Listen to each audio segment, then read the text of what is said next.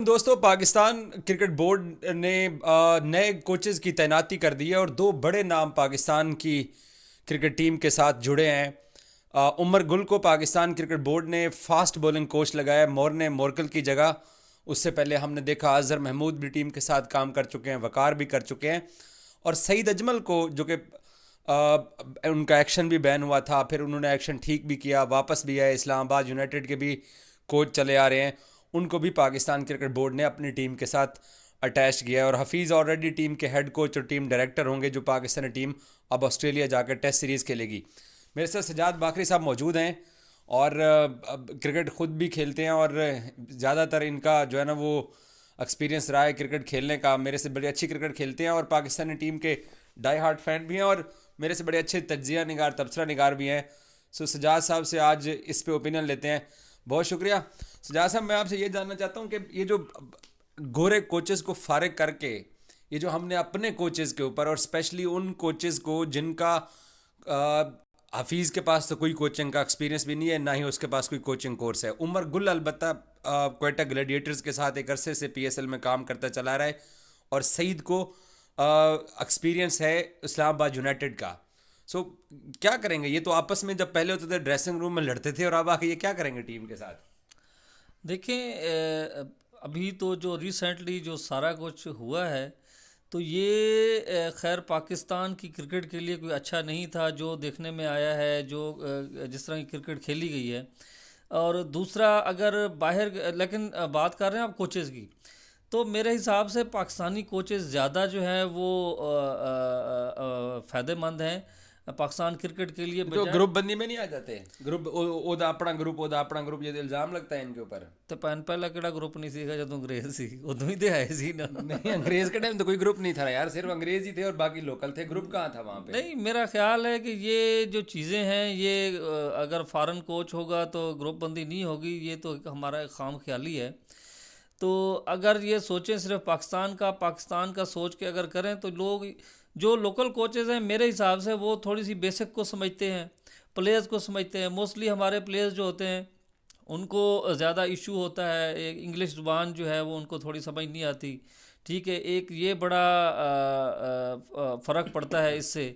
लेकिन local coaches जो हैं वो प्लेयर्स की मजबूरी भी समझते हैं, क्योंकि वो इसी लेकिन ग्रास रूट से भाईजान, उठ के आए लोकल होते हैं। कोचेस पे इल्ज़ाम ये लगता है कि ये ग्रुप बंदी में पड़ जाते हैं। ये मिसबा पे भी इल्ज़ाम लग चुका है, ये वकार पे भी इल्ज़ाम लग चुका है, ये अजहर महमूद पे भी इल्ज़ाम लग चुका है कि ये 4-4, 5-5 प्लेयर्स का ग्रुप बना लेते हैं, बाकी प्लेयर्स इग्नोर होते हैं।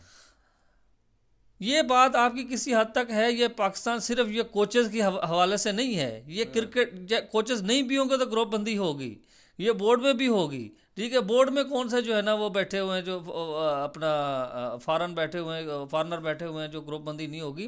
ग्रुप बंदी ये तो हमारा कल्चर है, ये तो होनी होनी है, इसके बगैर हमारा गुजारा नहीं है। ठीक है, इसके बगैर जो है ना, पता नहीं वो हम शायद हमारी जो क्रिकेट है वो समझते हैं कि शायद हम जी नहीं सकते इसके बगैर। ग्रुप बंदी होगी, लेकिन अगर ये सारे पाकिस्तान का सोचें, फ़ायदे की तरफ जाएं, तो मेरा ख्याल है बड़ा अच्छा हो सकता है। चलें आगे आते हैं। उमर गुल और सईद अजमल का पाकिस्तानी टीम के साथ जुड़ना, हफीज़ का डायरेक्टर और हेड कोच के तौर पर जुड़ना, आपको लगता है कि ये फ़ायदा पहुंचाएंगे? देखें, सबसे पहली बात यह है कि ये जो तीनों क्रिकेटर हैं, उमर गुल हो गए, सईद अजमल हो गए और हफीज़ हो गए, सबसे पहले ये देखा जाना चाहिए कि इनका जो करैक्टर है वो कैसा है। क्योंकि आजकल हमारी क्रिकेट में फिक्सर्स के बड़े नाम हैं, ये ऐसे तो लोग नीट एंड क्लीन बंदे हैं तीनों नीट एंड क्लीन लोग हैं। और फिर जो दोनों बॉलर हैं, सईद अजमल हो गए या उमर गुल हो गए, ये दोनों अपने टाइम पे बड़े पाकिस्तान के लिए इन्होंने बड़ी खिदमत अंजाम दी हैं, और दोनों बड़े वर्ल्ड क्लास बॉलर हैं, इसमें कोई शक नहीं है।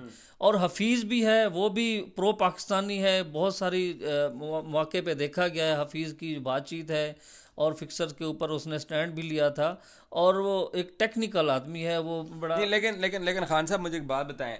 मोहम्मद आमिर के बारे में आपने इशारा जो किया है, और शर्जील के बारे में हफीज़ ने कहा था कि इनको नहीं होना चाहिए। एक ऐसा बंदा जिसको सज़ा होती है वो सज़ा काटने के बाद आता है, हमारा मज़हब भी, हमारा कानून भी, आईसीसी का कानून भी दोबारा मौका देने की बात करता है।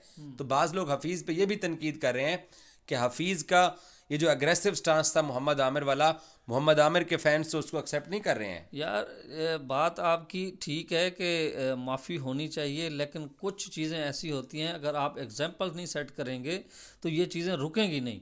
आपने आमिर को माफ़ी दी थी, उसके बाद शर्जील का केस आ गया, ठीक है। उसके बाद एक और क्रिकेटर था PSL में, वो ओपनर बैट्समैन, मैं नाम भूल रहा हूँ,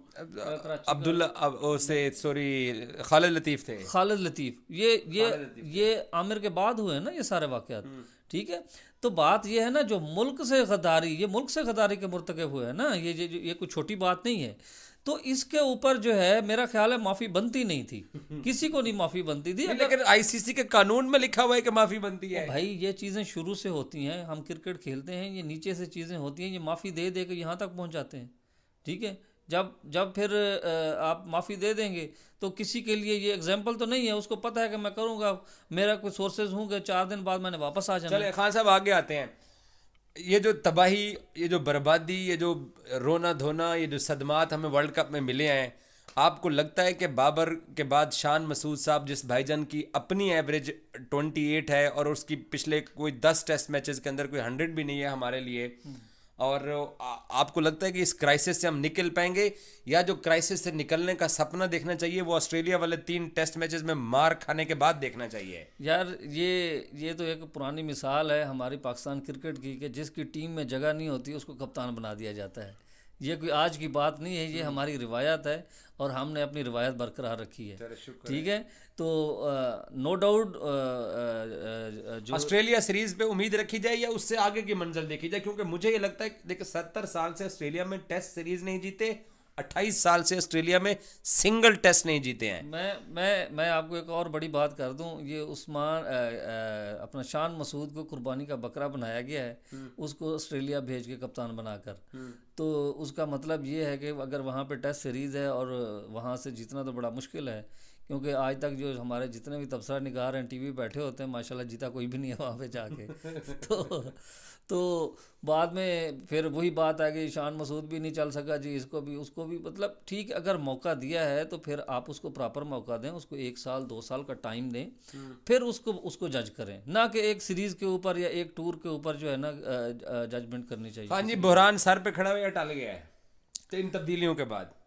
नहीं, बुहरान क्या, हमें तो बड़ा वक्त लगेगा टीम को आने में, उठने में। ऐसा काम नहीं है। हमारा जिस तरह का स्ट्रक्चर है और जिस तरह की हमारी ये सारी चीज़ें चल रही हैं, ये बुहरान टला नहीं है, ये अब नए सिरे से शुरू होगा। अगर 2 साल में भी आप इस बुहरान पे काबू पा लें तो मेरा ख्याल है ये बड़ी बात होगी। लेकिन अब मेरा इस पे ओपिनियन ये है कि ये जो चेंजिंग पाकिस्तान क्रिकेट बोर्ड ने की है, गोरों को बिठा के अपने लड़कों को लेके आए हैं, इससे आपको लगता है कि एक होप हम पकड़ सकते हैं, एक उम्मीद पकड़ सकते हैं, या चीज़ें अभी भी वो इर्द गिर्द घूमती रहेंगी?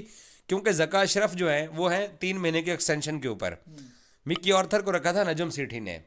अगर 8-9 फरवरी को पाकिस्तान में जनरल इलेक्शन है, ऐसा ग्रुप इलेक्शन जीत जाता है, अगर नून लीग जीत जाती है, तो वो तो लेके वापस आएंगे नजम सेठी को। नवाज शरीफ साहब को जिस तरह कौम वज़ीर आज़म बनाने का सपना देख रही है, बल्कि चंद लोग, तो फिर मिक्की वापस आएगा, फिर ये सारे लड़के वापस आउट होंगे, फिर चीज़ें वहीं वापस आएंगी जहाँ पहले थी। तो तबाही तो अभी भी इर्द गिर्द खड़ी हुई है हमारे।